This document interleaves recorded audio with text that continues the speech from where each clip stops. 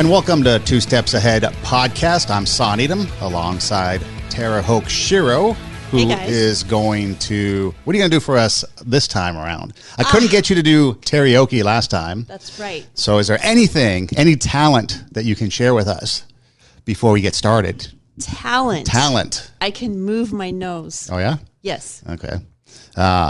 Any? Have you ever done any magic? He doesn't want to see me move my nose.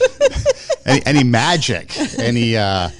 Anything that... I guess the other thing too is, okay, when we're on that kind of topic of doing something, talent, anything that you like to do to take your mind off of things that go on around you that you're like, you know what? I just need a break. I need to step away from what I'm doing and just get out there and do my own thing.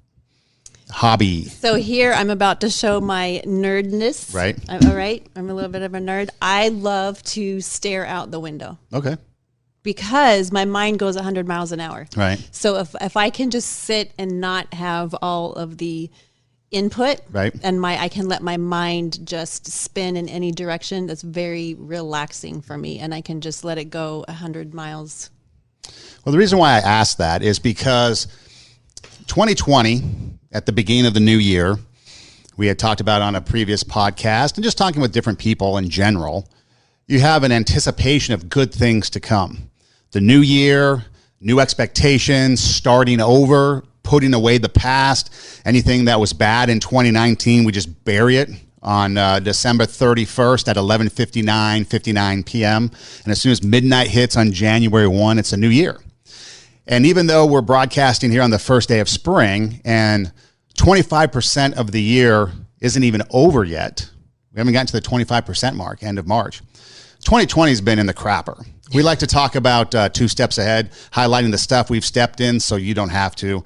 But I think 2020, everybody has stepped in something. Mm-hmm. And it's been a tough year, and we'd like to set the reset button on the year. For example, me, just to share a little bit, talking about my stuff that I've stepped in. So 2020, I'd lived in a place for 15 years, and then I get a notice that they're not going to renew my agreement to stay there, so I had to find a new place to go and live. So that started out 2020, okay, fine, no big deal, find a new place and move, and moving's never fun, but okay. And then as soon as I get a place and kind of start getting settled in, then I get hit with something from the IRS. And it's like, where's this coming from? And so now you have to kind of deal with the IRS. And no matter what, whether it's on the good side of the IRS or the bad side of the IRS is the IRS, and it's no fun dealing with them. All the hoops, the paperwork, the phone calls, they're not there, all that stuff. They're only available from like 1 to 1:15 every other Tuesday. AM, yes, exactly. And so you got that. And then there's a job situation where, they decided the college I worked for is not going to renew my contract, so now I'm out of a job. And then, of course, we get hit with things like the coronavirus that everybody's dealing with. And so, again, as you look at different things and different people, and then there's other people I know that are dealing with health issues with parents, that aren't going to probably make it through the end of the year, maybe not even through the end of March. We had like the tornadoes in Nashville, just recently an earthquake in Utah. So there's all kinds of things that people are struggling with and going through, especially at this time of year with the virus and loss of jobs, loss of hours, financial issues. It's like we want to reset 2020. We were all just not too long ago celebrating, toasting the new year. That's right. And so anyway, so that's what we're going to kind of talk about on this episode is just rebooting 2020. Is that possible? Can we do it? What can we do to reboot 2020 and just kind of start focusing on a new path, I guess. Mm-hmm. Just real quick, I posted something on my Instagram account last night talking about how maybe this is the time to take a moment to reflect on the good things that we have. Mm-hmm. If we have our health, if we do have jobs, if we have relationships, if we have partnerships, if we have new opportunities coming our way, whatever we're a part of, maybe now's the time to just kind of focus on those positive things, those good things, instead of focusing on the negative, because then maybe that will give us the ability or the empowerment, so to speak, to start to change things and move into a better 2020. I'm going to take another different spin on that, of course. It seems like I contradict. I would take that a step further and say that the gratitude, because the list that you listed off a lot of people maybe don't have their health, or they don't have a relationship, or maybe their job has shut down. And so when we're looking for things to be grateful for, it's not always the things that we can see or the things that we have. So I have mentioned several times that I've written a couple of books. One of the books that I wrote was about character. It's a journal. And I have made 52 videos actually on character. And what I have said over and over is that character happens in the opposite situation. So now is a really good time to be grateful, but gratitude isn't necessarily I'm really grateful for that we're here, or I'm grateful for my health. Sometimes the gratitude comes in, I'm really grateful for this lesson. So we wouldn't necessarily be grateful for the coronavirus, but we can be grateful that in the coronavirus, there are many lessons for us to learn. So for example, we're learning how to clean. And I have been so annoyed, I will just say, I'm just a little bit annoyed that we are just now coming around to cleaning the subways, cleaning the airplanes, cleaning the bus stations, the places of business, where we work. Because the reality is that, 16,000 people die every single year in the United States from the flu virus. Why were we not cleaning for the 16,000 every year that we knew about? They keep saying that the coronavirus is unpredictable. We just don't know how it's going to behave. We do know how the flu is going to behave. We do know that on average, 16,000 people a year die. And yet we haven't been cleaning and quarantining ourselves and staying away from each other. We come to work hacking and sniffling and sneezing and coughing. And anyway, and so I would say in the situation that I am grateful that we are coming around to the fact that we need to mass clean our cities to try and mitigate some of the illnesses that we pass around to each other. I'm grateful for the time that we have to regroup, that we can take a look at, what our life really is, take a look at what's important to us. Maybe we have time to organize, we have time to clean, we have time to, spend time with people that we didn't have. We have time to write a book that we didn't have. Work on our hobby, whatever it is, it just seems like we have this chance to reset and figure out what our values are. And I'm grateful for that. I think there was a line in the movie Wall Street, the original one, at the end when Charlie Sheen's character is about to go off to go get arrested, I guess, and go to jail. And one of the guys says to him, you can know your character when you look into the abyss and you see nothing staring back. Now, we're not that far gone yet. There's still things staring back at us. But I think to more your comment, we're such a reactionary society. Nothing happens until something happens. Right. And then we take action. I remember back during, the events of 9/11, the security measures were reactionary to stuff that was going on. Exactly. We have to take our shoes off because someone tried to sneak a bomb onto a plane in their shoe. Fortunately, we don't have to take our underwear off because the underwear bomber's bomb didn't go off, so that's a good thing.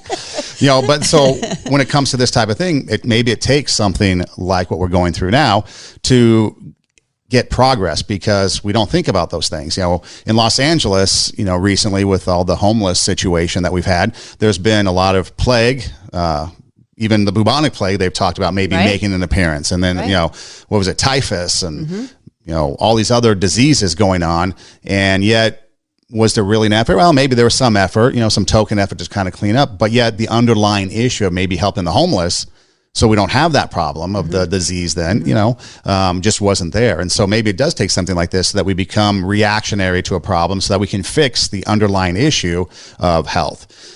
Did you hear Mayor Garcettis' announcement yesterday that they were going to take the homeless off the street and put them in temporary housing so that they don't spread the coronavirus? Yeah, see, that should have been something probably taken care of, a long 10 time years ago. Yeah. Exactly. Yeah. So we're very reactionary, and now all of a sudden we are taking things serious, as we should.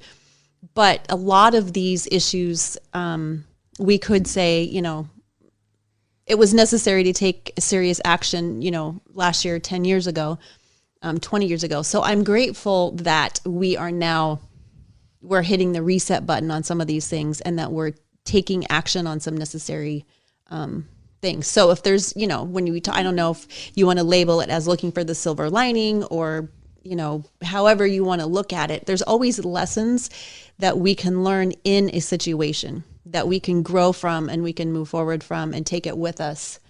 So that it's not all, and sometimes we don't want to see the lessons because sometimes the lessons that we need to learn are from self-imposed chaos or from mistakes that we made. And it's not easy to say, okay, what is it that I need to learn here? It's easier just to bemoan the tragedy and, what is going on with us. But if we can be brave enough to say, okay, what do I need to learn? What do I need to see? How can I grow in this situation? Well, then it can be usable. Well, that's the other thing too. Even just, change in habits of what we do in our entertainment. A lot of people I know are big into sports, and there's no sporting events going on. I remember, I think it was last weekend. I kind of forgot what day it was because I'm so used to judging my days based on, the sporting events that go on. Mm-hmm. And, when there's no golf, it's not a Thursday, Friday, Saturday, or Sunday. So it must be Monday, Tuesday, Wednesday, right? Oh no, maybe it's a Friday now. I don't know. So again, we're kind of learning how to we're supposed to, be distant socially. But maybe we're becoming more socially involved with each other through other means because we're not being distracted by all these other things. Mm-hmm. And so maybe that's another lesson to be learned, not to be so engaged into our own selves and maybe become more engaged with other people because we're now not having these sporting events that we're just going to sit in front of the TV and watch, or we're not going to be obsessed on the internet finding out what our fantasy, baseball draft is going to be like, or a fantasy basketball team is doing. But then on the flip side, you have those people that work in those environments that aren't working, and so they're not getting paid. But then you have, things like the NBA coming together and saying, we're going to form this fund to help these people. Mm-hmm. So again, you've got the good and the bad that comes with it. You've got the good side of it, which is, humanity coming together to try to help out for the common good. Right. But then you have the bad, which is all the effects from it.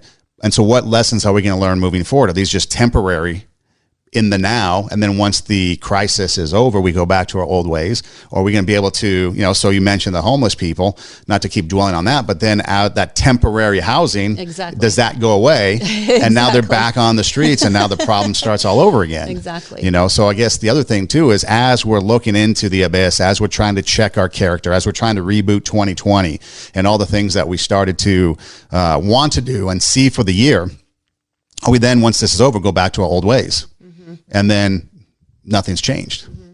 Well, I think that's human nature, is to reach out.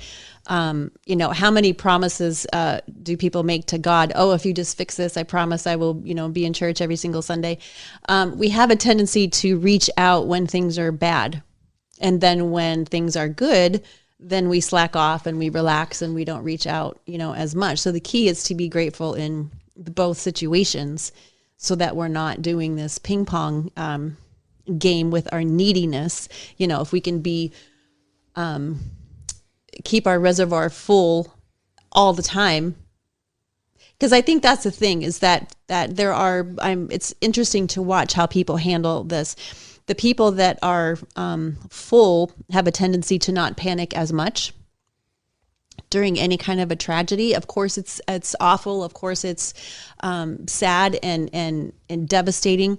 But there's a different level of emotions when their emotional and their spiritual tank is full, as opposed to a person that is not. And then when they hit a tragedy, they're just completely empty and have no resources to pull from, no hope to stand on. Maybe they're not connected to a community or a group, and they're just all alone. So I think a lot of it depends on what we do when things are going well, the structure that we put in place, the foundation that we choose to stand on, so that when things come, because they always do, then we have something to fall back on and rely on, and resources to pull from. That goes a huge way in being able to just relax a little bit and not be into a full-blown panic. Well, it's interesting you say that, because there's people that I follow on social media, and they'll post some of the craziest things. Mm-hmm. And I sometimes find it entertaining, and sometimes I don't. But, it often makes you wonder what type of person is posting these, sayings and pictures and things that are out there. But then it's also, now in this time of crisis, it's the same people that have been posting these lunacy posts prior that are now posting the common sense For example, there was one post that came from an account that I follow, and this person would post all kinds of craziness. But then it's like now, hey, are the stores restocked so those of us that haven't panicked can go shopping now? And so it's like these people that have are realizing that what they're doing in their regular lives is just that for fun and whatever they do, but that there's people out there that aren't panicking, that are understanding the situation and just like, hey, let's just stay calm. I know I posted stuff on social media about the statistics of the virus, and other people have done that too, and it's like then there's people that challenge that and be like, no, we have to panic and we have to get crazy and we have to hoard and we have to do all this stuff because we have to take care of ourselves. But it's like, no, wait a minute. If you said, what's your character? What is it that your value system is? What is it that you're going to believe? Are you going to believe in the panic? And then you're going to have that irrational behavior from the fear that you're experiencing? Or are you going to be able to realize, you know what? It's going to be okay. Let's not get so rational or irrational. Let's be rational about what we do. And let's go about. Because really, if you think about it, the panic of, let's use the toilet paper, for example, the panic of the toilet paper hoarding has now created a problem for everybody else. Okay. All of the hoarding, but especially the toilet paper. But the hoarding, it's definitely messing up the supply and demand process that we normally have. Yeah. So now we have to have special hours for the elderly to go shopping. Right. Well, is there anything there for them? Right. We have to have shopping at different stores because this store is out of something and this store has maybe a few items left. Mm-hmm. And then it's like, okay, where's the balance? And so now we're just creating problems for ourselves because we've gotten into this irrational behavior from the fear that we experience. I did see one posting on social media, which was somebody was hoarding all the plungers. So all the people hoarding their toilet paper will have to go to the plunger people that are hoarding the plungers to fix their toilets. So again, there's some creativity out there. I don't know. But that's the thing. It's like get the plungers or the toilet paper. Or what about the hand sanitizer? The guy or the brothers in Tennessee that hoarded the 17,000 hand sanitizers thinking they're going to profit off of it, and they ended up giving it away. It's like, what's this mentality that drives this? Is that a selfish greed? Is it a wanting to help others? Is it, and it was kind of like reminding me of the time during Hurricane Katrina when, New Orleans is flooded and you've got a guy carrying a 52-inch TV out of, the local electronics store. It's like, dude, what are you going to do with a 52-inch TV? You got a brand new TV, but you have no electricity. Right. You may have no place to set it up because the whole city's underwater. It's not going to float. It's like, what are you doing with a 52-inch TV? I mean, I can, and even going back to the days of the LA riots, even going way back then, which a lot of people might not remember, there were people that were looting, there were people that were stealing, but then there were people that were actually trying to get goods that they needed and supplies, but there's nobody there to take their payment because the store owners have just bolted because of the rioting. Right. And so I can understand, okay, maybe you're taking your diapers or maybe you're taking, the necessities to survive, but then why are we looting the electronics store? Because it's just pure greed that we're trying to do and taking advantage of the situation, which then goes back to the character when we're in these crisis situations and we're dealing with these situations. What are we going to do? How are we going to handle it? What's our character going to be like? Mm-hmm. I think, even the show Hoarders, I think a lot of the mentality of not wanting to let things go is that it's a false sense of security.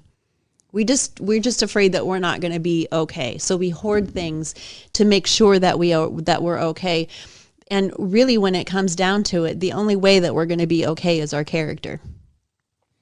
Hoarding, toilet paper and hoarding, food is not going to make us any more safe necessarily. Now, the argument could be made, well, if you're stuck in your house for a while, you have things to eat.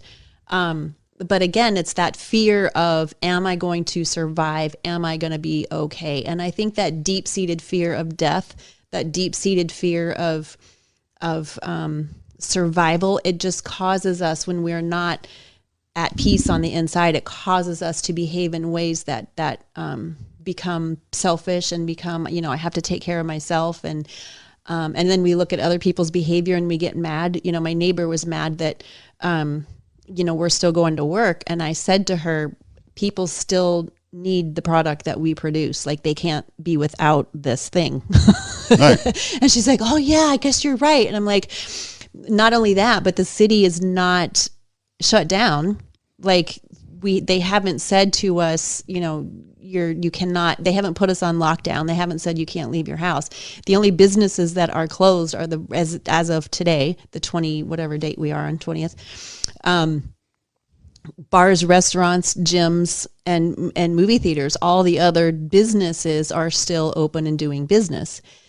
Some of the, clothing stores have shut down, but so she was annoyed, that we were doing that. And so I think that whatever we have, on the inside is what is going to carry us through. It's not the things that we gather. It's not the things that we stockpile that is giving us a false sense of security and safety. And I think that's really what it comes down to, is that fear of, am I going to be okay? And we think that things are going to satisfy that fear. And then, of course, the rest of us legitimately need to use the restroom. Right. I'm not an expert, but I should recommend that everybody stay home, because I love the freeways here in LA. I'm able to get from point A to point B in record time that I've never been able to do in like 20 years being in LA since I moved back.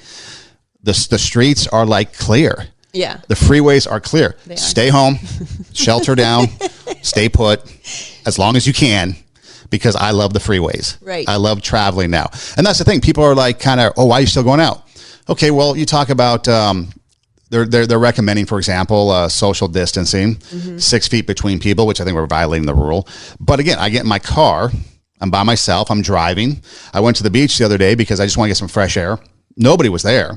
So how am I contributing to the problem in my mind? I'm by myself. I'm in my car. I'm driving to the beach. There's nobody there. I'm not around anybody. I might get bird flu. The mayor Garcetti also said, please go out and hike. The hiking trails are open. There you go. Please go out and exercise. Please go outside if you're going to be together.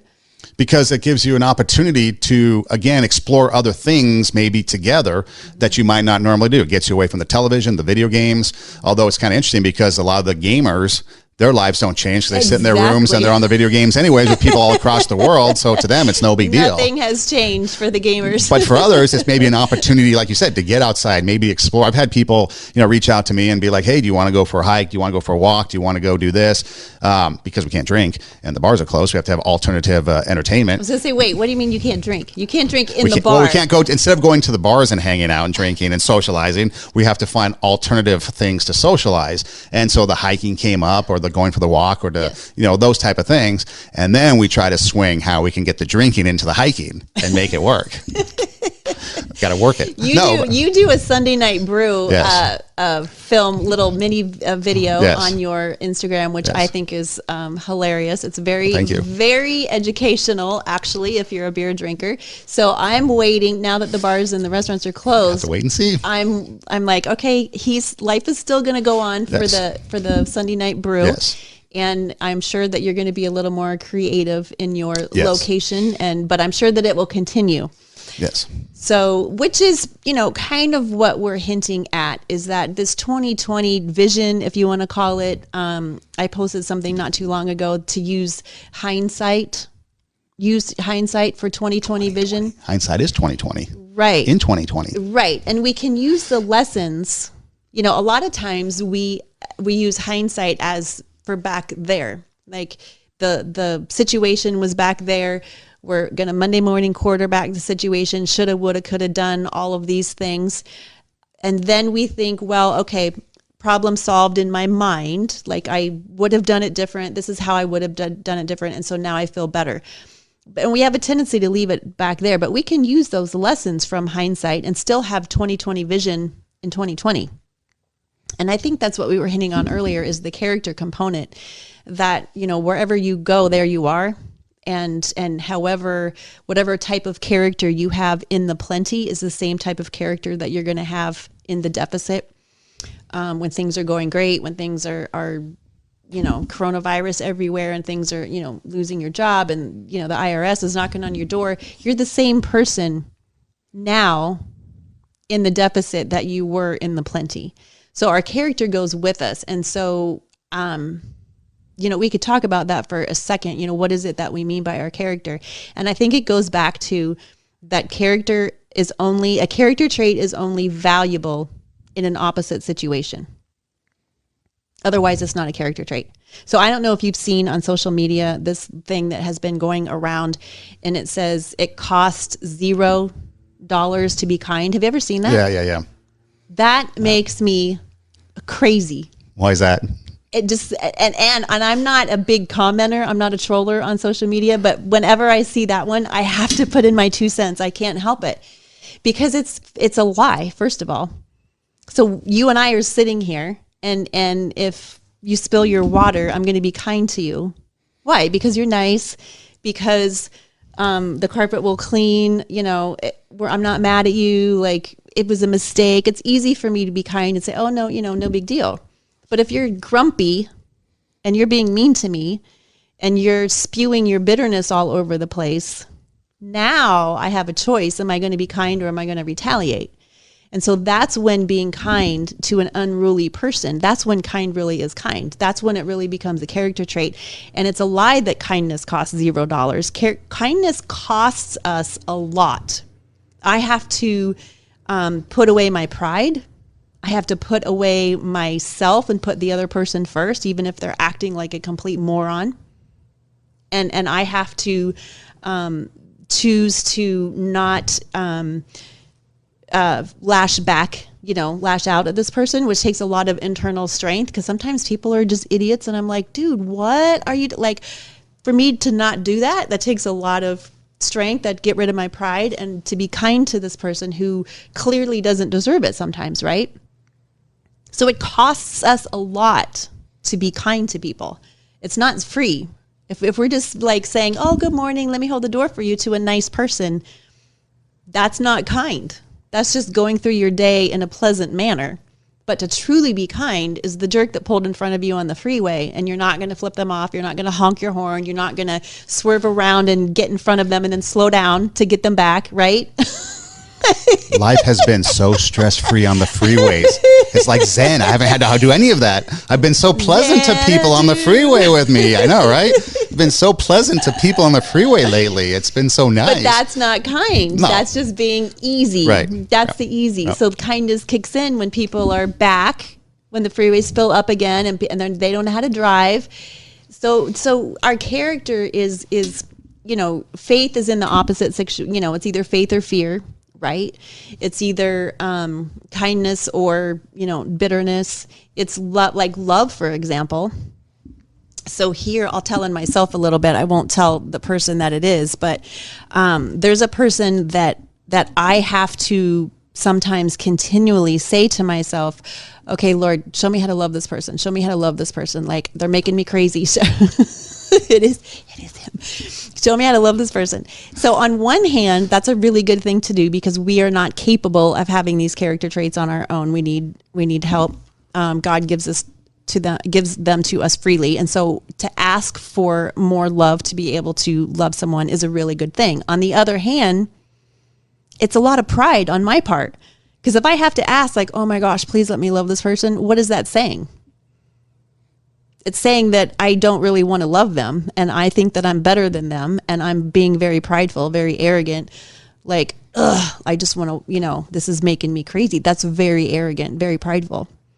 So love is in a situation that is not necessarily deserving. Doesn't mean you're a doormat. You still have to have boundaries, but love is when love's not an atmosphere. It's not an activity. It's not it's like in the hard part, it's a choice. It's an act. It's like, no, I'm going to do the opposite of what I feel like doing. So that's what we're talking about, like in character in this situation, that it takes an opposite situation to really decide what kind of a person are we going to be in this crisis.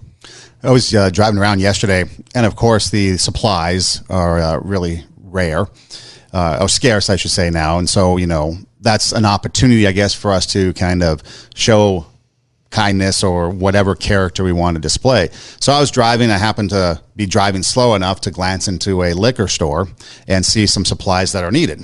And so I flipped around and went back into the store. It wasn't booze. I got plenty already on stack. I'm hoarding the booze. Define need. Yes, I'm hoarding the booze. I already got that taken care of. And so I go in and I'm walking into the liquor store, and I see that there's like 3 items that I need that are left of what I need. And this couple walks in front of me, and they're going to the same. Now, I was thinking to myself, I could jump ahead of them and grab all of the supplies off the shelf, Run. and then take off. Or maybe I'll just wait and see what they take, and if there's anything left over, I'll grab the rest. Again, only 3 items. And so they came and they kind of looked at me. I kind of looked at them. I said, go ahead, take your time. And so they grabbed what they needed, and they only needed one of the items. And so there were 2 left. And so I'm thinking to myself, okay, I really do need 2 of this particular item. And so not because I want to be selfish and greedy, but because I needed it, I decided to take 2 shelves empty. But I was thinking to myself, I could have easily gone ahead and grabbed all 3 and taken off, or they could have taken all 3. And so I double checked with them. Hey, that's all you need. Yeah, that's all they needed. So they took what they needed. I took what I needed. And that was it. But those are the type of situations where we can really kind of demonstrate how we are as people, to be able to work together, to show character, to come together. And then I think that would alleviate fear too, because part of the fear, if you think about it, is lacking trust in your fellow neighbor, lacking trust in humanity. Like, okay, I need to hoard. I need to take care of all this stuff. I need this because everybody else out there is doing it. And therefore, no one's looking out for each other. Right. Yeah, I'm going to get mine. I'm not going to be left out. I'm not going to be with a loss. Yeah. And instead, if we had the mentality of, okay, you know what, I've got, so therefore I'm going to give to others because they might be in need, or maybe because I'm only going to take what I need, the essentials, and leave the rest for somebody else to come along because maybe they need something. There was a story, a friend of mine who's no longer with us, Phil Michael was his name, and he was a big mountaineer. He wanted to reach the peak of the 7 summits, one on each continent. And Mount Everest was his ultimate goal, which he was never able to do. And I remember talking to him about, okay, there's these people that climb Mount Everest, and it's a once-in-a-lifetime opportunity for most people. And it's a life-threatening once-of-a-lifetime opportunity. And there's been movies that maybe you've seen or books that you've read about people that don't even get to the top. They get so close, and yet they have to turn back because the window has closed. Right. And then there's people that don't make it. They die on the mountain. And we were talking about, what would he do? I'd put him on the spot. What would you do in that situation where you're so close to reaching the summit, but yet there's somebody here that needs help? There's somebody here a little bit lower, that will take your summiting away because you have to help them. And he without question, without hesitation, we got to help. He goes, there's always time to help. I said, what if you're running out of oxygen and there's no oxygen? He goes, there's always time to help. There's always something you can do to help. And unfortunately, he never made it to Everest because he passed on. But that story of him, there's always time to help. And then the other thing too was I think it was in Washington, Mount Rainier, and there was a couple people that had gotten lost, hikers. Everyone was hiking and the storm came in and they got lost. And he was one of them that was on the one of the hikers that were supposedly lost on the mountain. Well, he had heard somehow through people, I guess, coming down the mountain that these other 2 hikers were completely lost, like cut off, whatever. So he's roaming around and he finds them.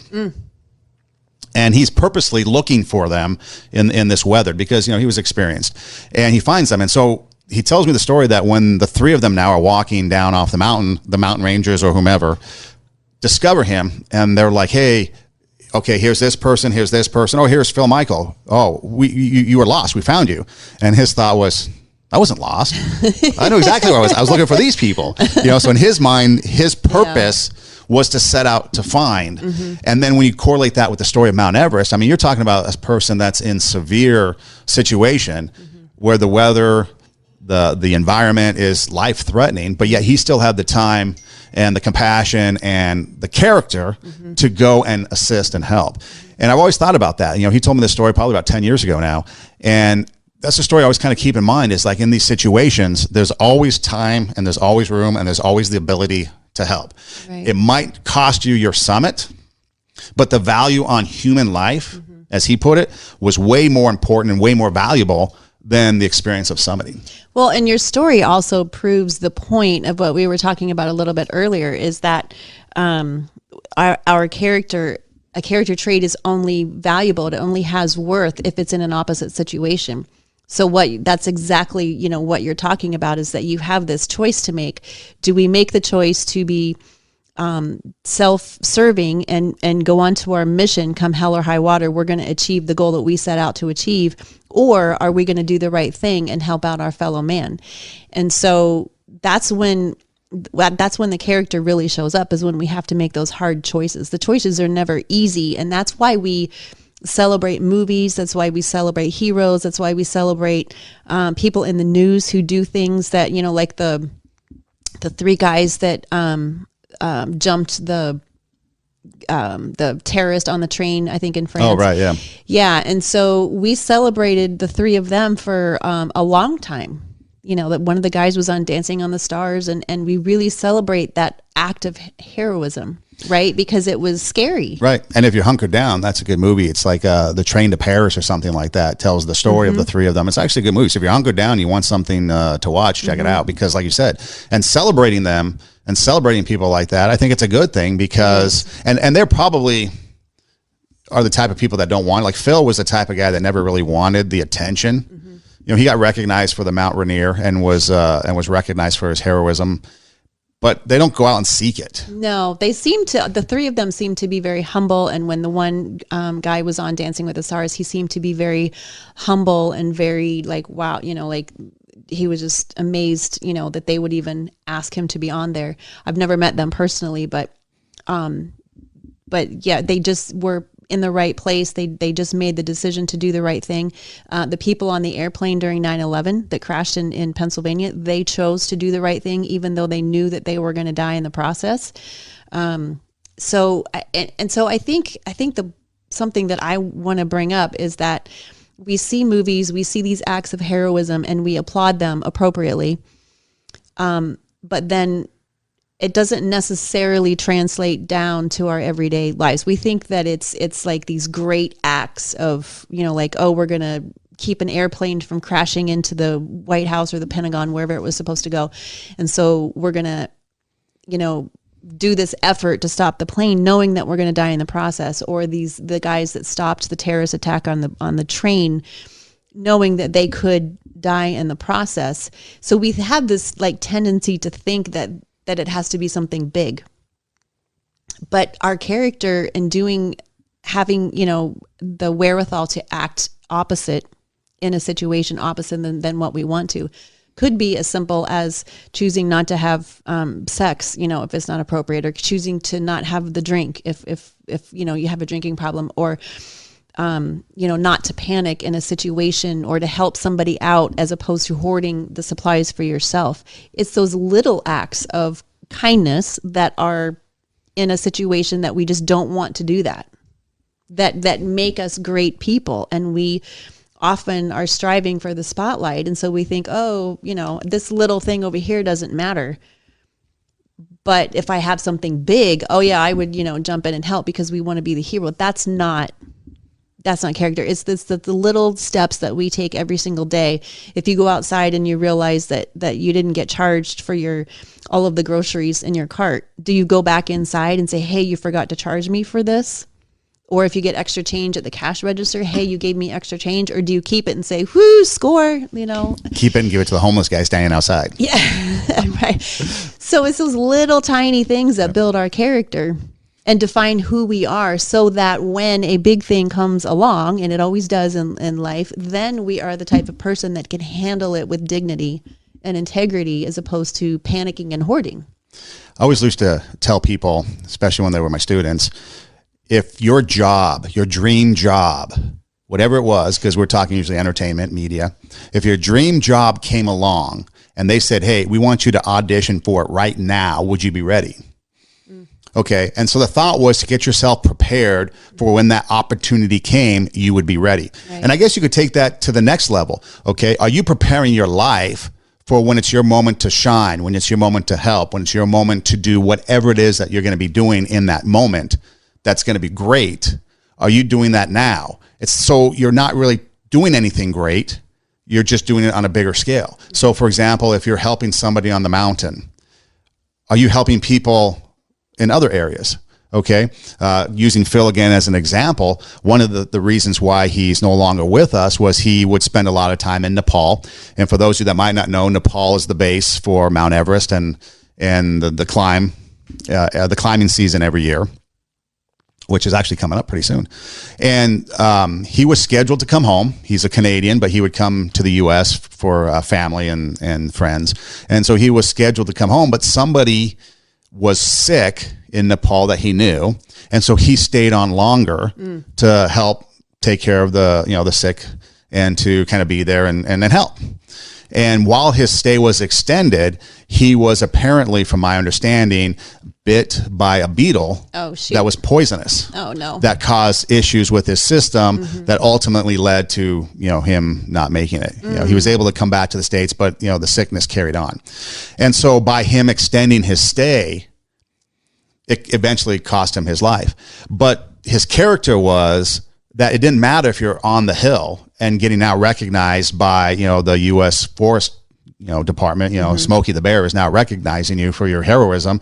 He did the little things. I'm going to stay behind and help the people of Nepal, or help, the family that I was with, because, they needed the extra assistance. And so that's the thing too. If you're preparing your life, or if you're prepared in life, so you're opening the doors, you're helping people, you're doing the little things, the smile to the neighbor, the kindness, even the pleasantries of allowing somebody to come in and cut in front of you and not react, then are you prepared for that when that moment comes, when you're on the train, when you're on the plane, when it's that big moment for you to be in the spotlight? Are you now stepping up? Or are you just reacting to how you normally would be? So if you're talking about the kindness, okay, it's easy for you to be kind to me because I spill something, but I'm a nice guy, and there's no need to get upset because I'm a nice guy.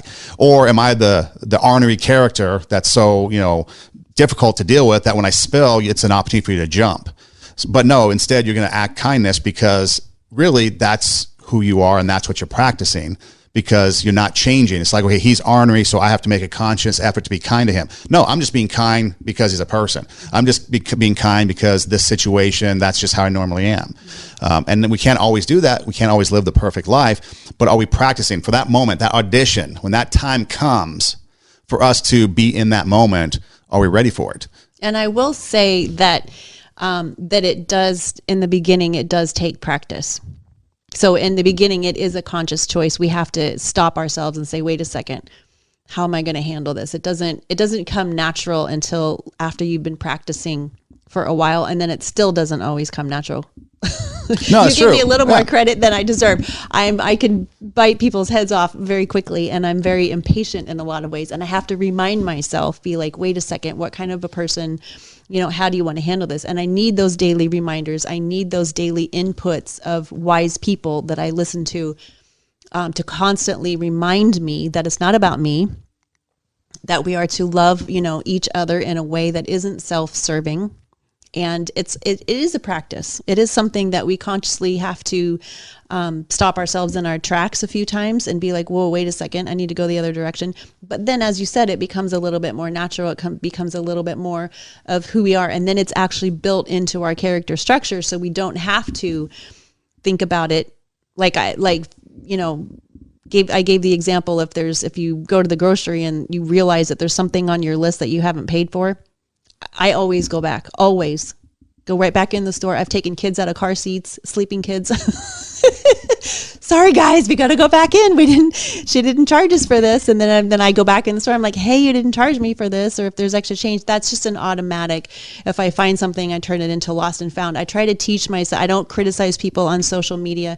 There's behaviors that I train myself, so that when a situation comes when I need to be kind and I just don't feel like it because the person's an idiot, then it's easier. So what's the response of the people in the store if you come back in and say, you never charged me for this, I want to pay for it? I'm so glad you asked that. Can I tell you that the last time that happened, I went into the store and she did not say a word, the manager. She didn't say thank you. She didn't say, oh my gosh, a lot of people would have and I was like, no, I didn't want a party. I didn't want a parade. Right. Like, hey, everybody, somebody brought, that's not what I was looking for. However, this is just how I roll. So I do it whether or not I get a congratulations or not. But I was thinking, okay, what if the person was trying to practice and they're like, right. They didn't even say thank you. What was the point? I didn't even need to come back in. So they didn't even care.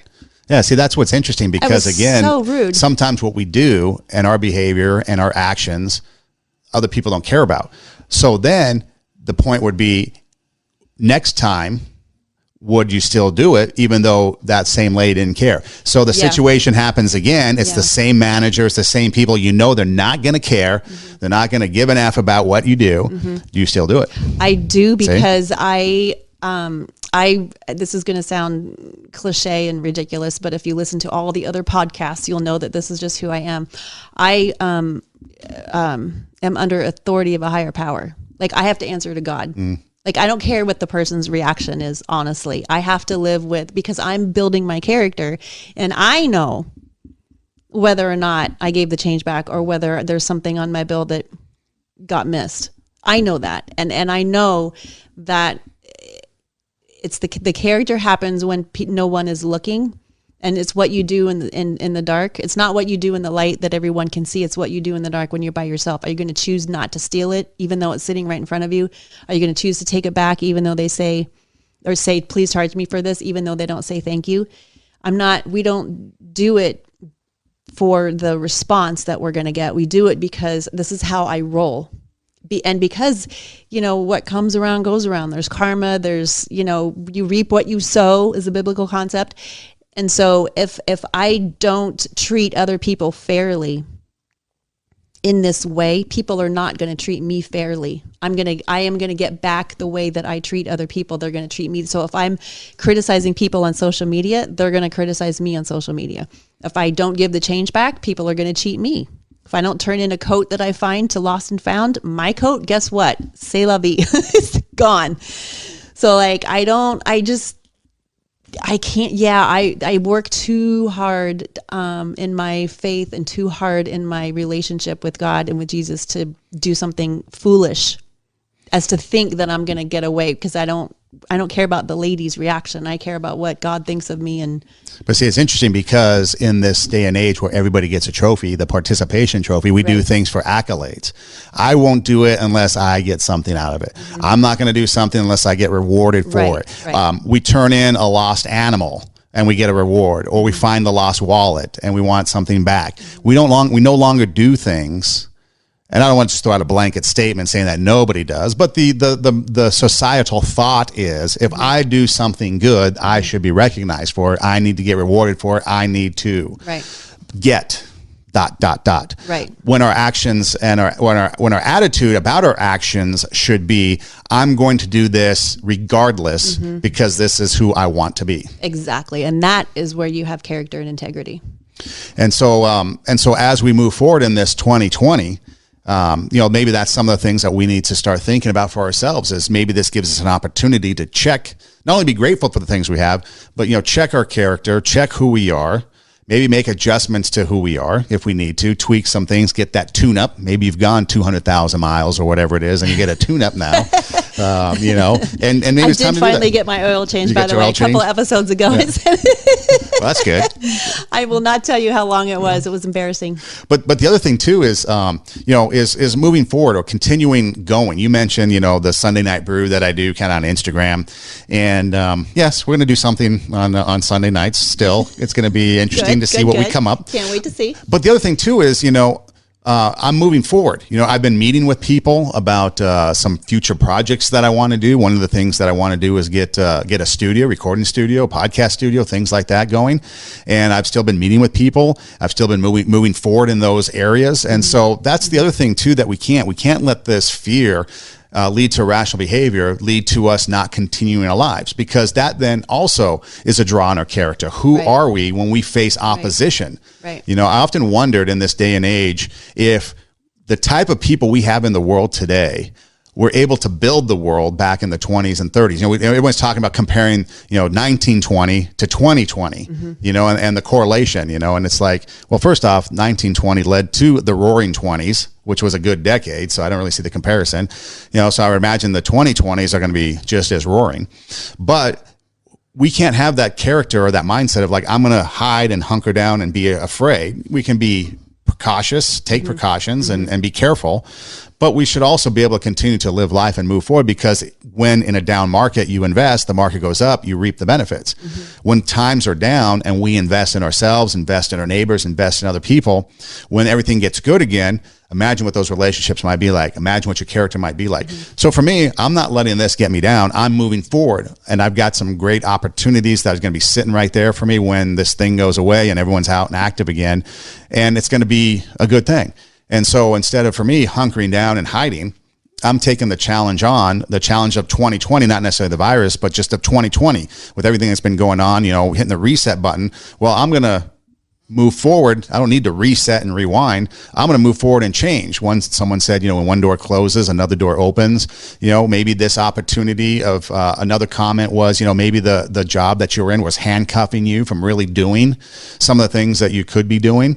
And with this podcast here alone, what we're doing, there's some exciting things coming already that's going to really, I think, be beneficial for you, the listener.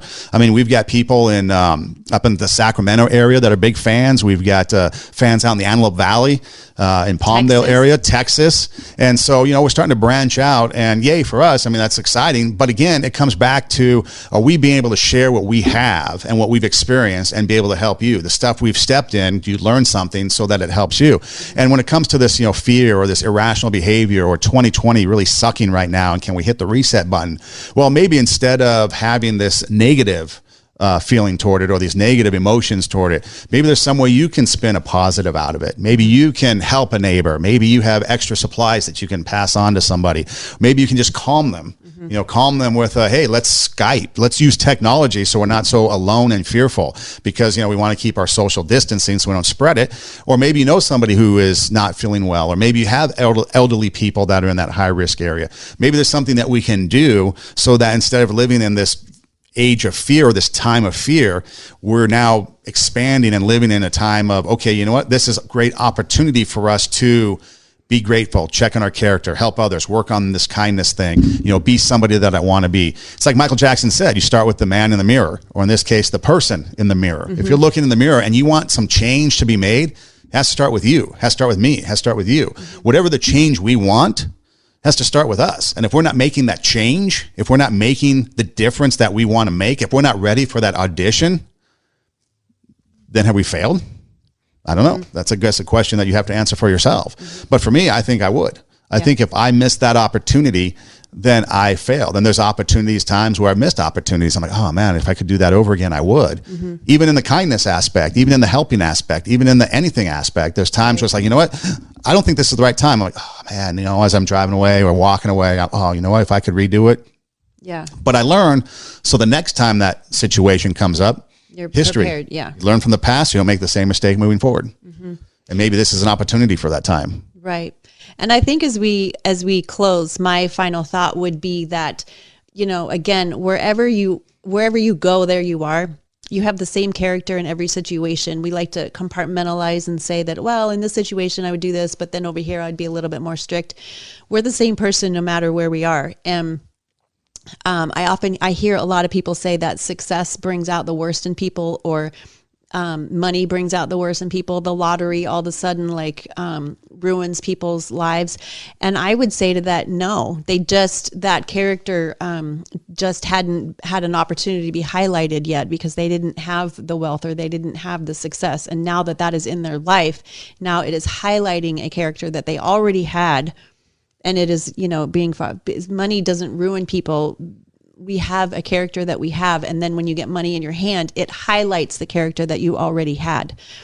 So I would say, wherever you go, there you are. And this is a really great time to stop and regroup and figure out who you are in this situation. And I obviously forgot to put my phone on silent. Well, why don't you tell people where to find us while I turn that off? Yeah. Well, the other thing too that when you talk about that money keeps you is going to do XYZ. There's people that have said, if I get $1 million, I would help people. Well, if you have $10, are you going to help people? Exactly. If you have $50, are you going to help people? Exactly. If you have, I remember one time someone said, if God gives me this mansion, I'll help house people, whatever. Well, what are you doing with what you have right now? Because like you said, what you're doing with what you have right now, you will do when you have more. Yeah. If you have $10 in your pocket and you give away 10 cents, then yes, when you have $1,000, then you'll probably give something away. But if you're not giving away in your poverty, you're certainly not going to give away in your wealth.